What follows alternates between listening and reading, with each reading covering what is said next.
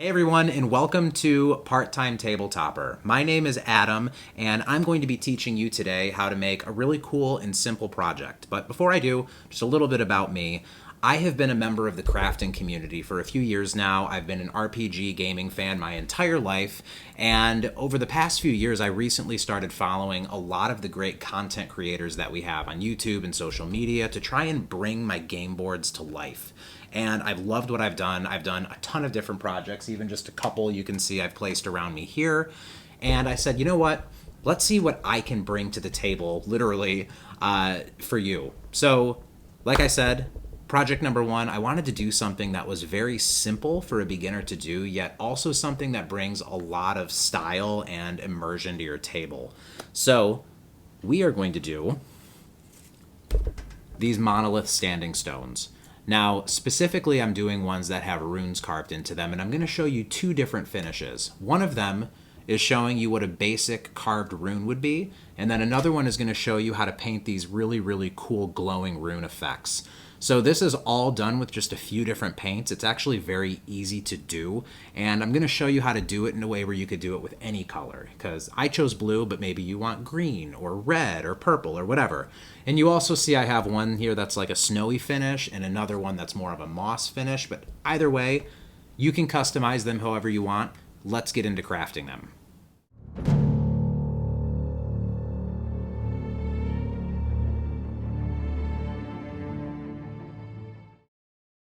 So we're going to start off with some varying lengths of 1 inch by 1 inch strips of XPS foam. You could also do 1 inch by 2 inch if you wanted wider stones. Now, I used a Proxxon to cut these, but you could use an Alpha Blade or a hobby knife for the same effect.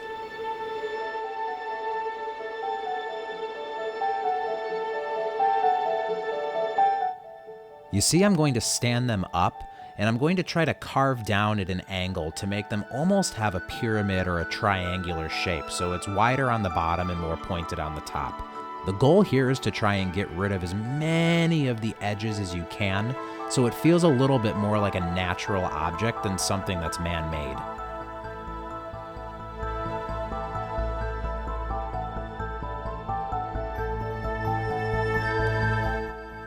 You see here, I'm stripping away as many of those corners as I can and really trying to round as many things off.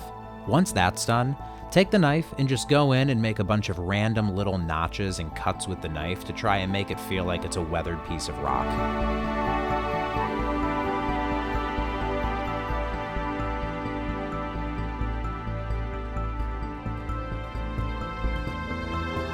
Something that's very important is you need to make sure that you leave yourself at least one flat space, and the reason for that is because we need a place to draw our runes.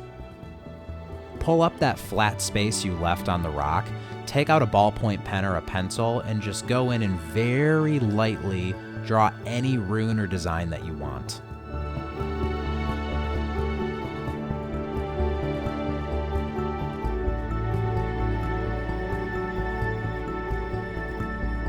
I'm going back over mine a second time just to make sure that those recesses are really, really in there so that later when we're painting and doing our wash, there's a place for everything to fall into.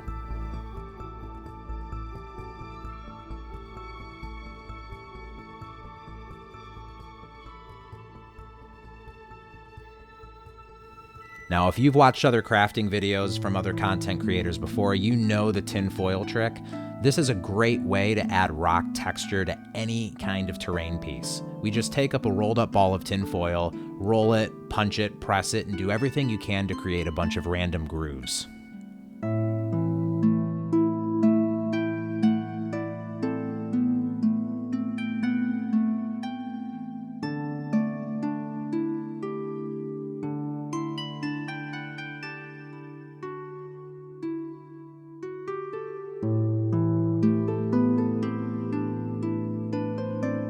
Now in this next step, we're going to be burning XPS foam, which does create a toxic fume, so please make sure you're in a well-ventilated area and have safety equipment. So we're going to burn a hole with a glue gun in the bottom of these to try and weigh them down, because as you can see, they blow over pretty easily and fall over unless you do. So take that glue gun and burn a hole right into the bottom of that piece.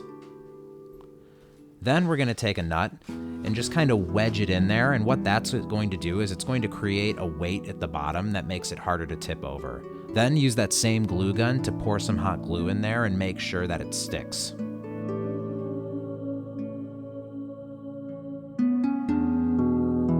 You can see I sealed mine in, and I'm going to take some paper towel here really quick before it dries and wipe off the edge just so that the bottom stays flat. Otherwise, it's going to wobble when you put it on the table.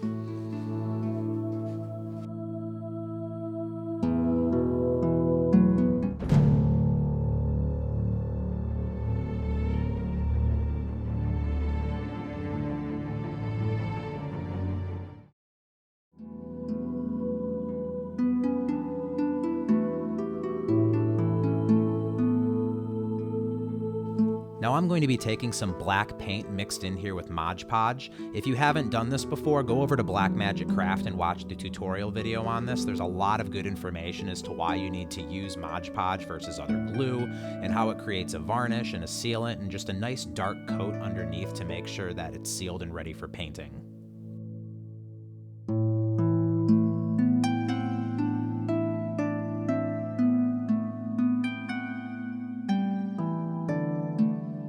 Now, when I was making these, I think I made this a little bit too tall. I think it looks a little awkward compared to a miniature, so I'm actually going to go ahead and just chop the top off of this. And now I have another small standing stone there. Then I'm just going to take this one, round off the top to make it look like nothing happened, and then I'm going to Mod Podge it and move on.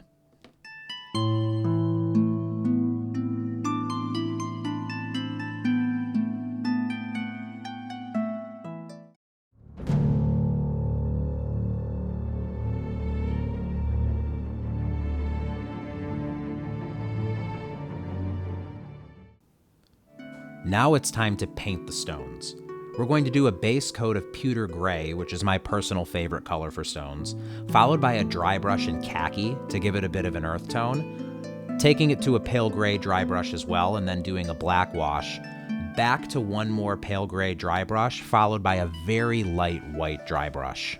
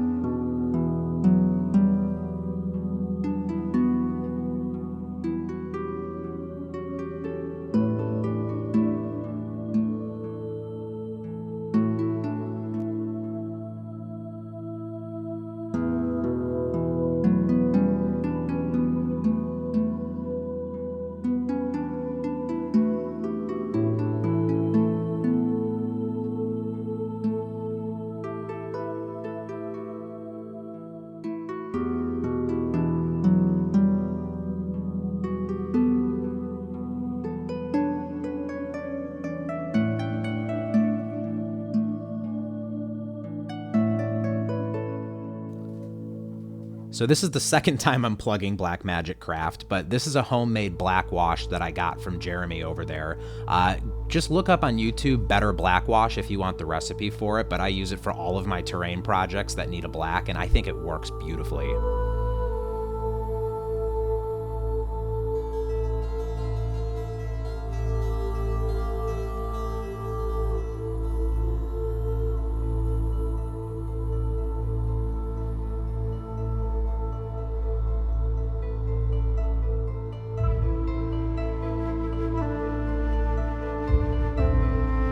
As I mentioned before, after the dark wash, I like to come back in with that pale gray and dry brush it one more time, just because I think it adds some much needed texture and raises the levels of the highlights a little bit more.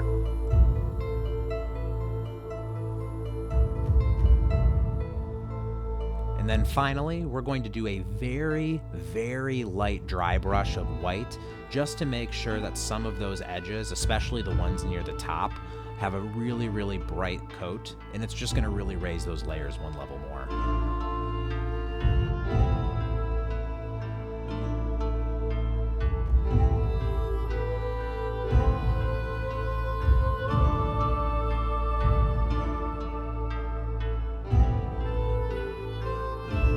So the first way we're going to paint these runes is not glowing. The first thing that I do, and really the only thing that I do, is go in there, and if the black wash hasn't done its job of really making them dark, I just like to take a black paint and draw the runes in and make them stand out a bit more from some of the other recesses in the stone.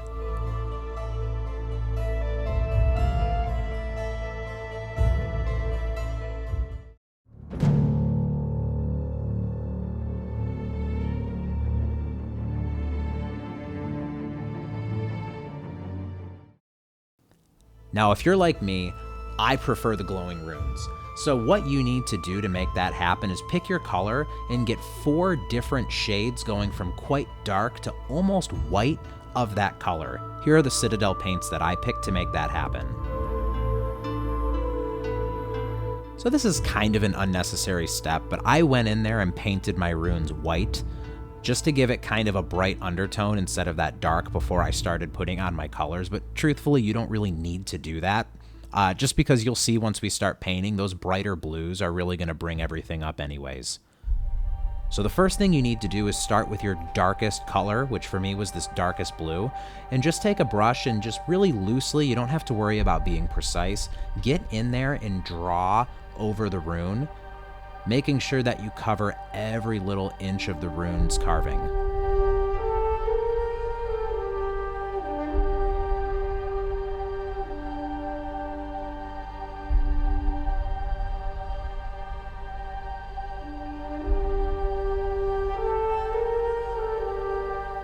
Now take a little bit of a thinner paintbrush and get that next lighter shade of blue, and we're going to take that and we're going to paint over the rune the same way we did with the dark blue, but this time be a bit more precise in your technique, making sure to leave a little bit of that dark blue underneath exposed whenever you put in the lighter blue here.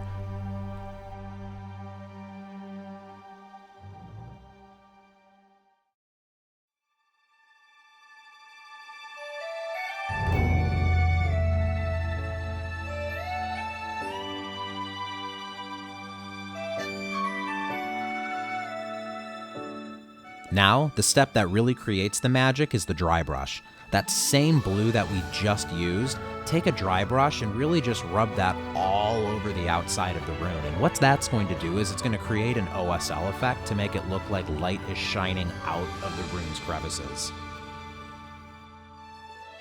Now we're going to move up to another lighter shade of blue and follow the same steps we did with the last one, using a slightly thinner paintbrush, and go in there, really delicately try to cover as much of the rune as you can while still leaving the layers underneath exposed to create a bit of a gradient.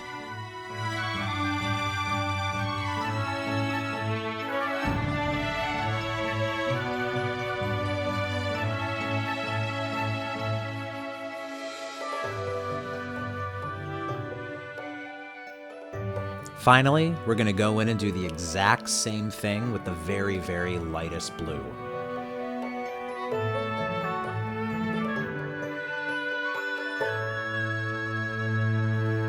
And finally, the very last and most important step of these runes is taking a pure white and doing some very, very tiny spots and lines where you think the runes would be glowing the brightest. Still, like you were before, make sure that you leave the previous layers exposed to keep that gradient effect going.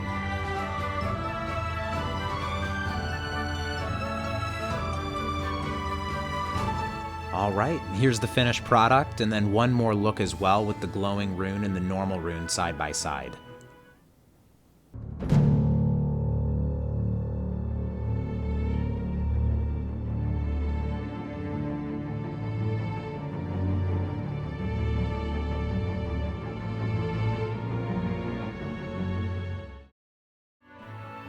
And finally, we're going to do a couple finishing touches. So this is completely optional, and what you've painted so far is more than good enough for the table. I just like to take the base of them and add a little bit of a flocking material to help them blend in with the terrain more.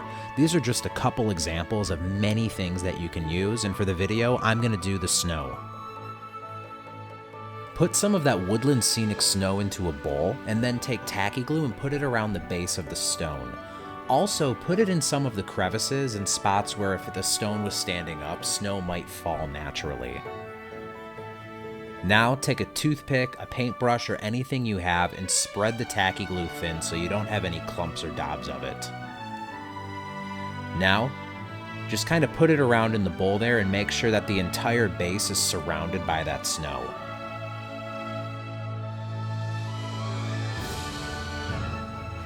Then, pour some over the top of it so that it sticks to the glue that you put into the crevices. Now, when I did mine, I noticed that there was a little bit too much glue, so I had to backtrack and start brushing some of the snow off. Now, because I wasn't super happy with the way it looked, I went ahead and added some Valhallan Blizzard as well from Citadel, just because it adds a little bit more of a thick snow texture to go along with that almost salt look that you get from the Woodland Scenics, but the combination of the two together made a really, really good effect.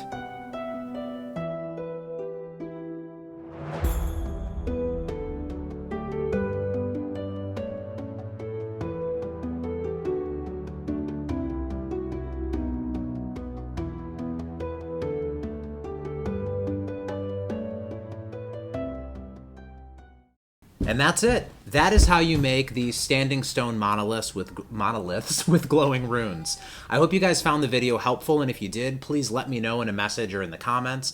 And then also give it a like if you did, because that helps other people find the video, and I appreciate it because it helps me out. And then if you guys want to see more videos, hit the subscribe button. I do plan on making a lot more of these, and if you guys have any suggestions about what you think I should make, throw it down in the comments or let me know, because I am wide open to suggestions.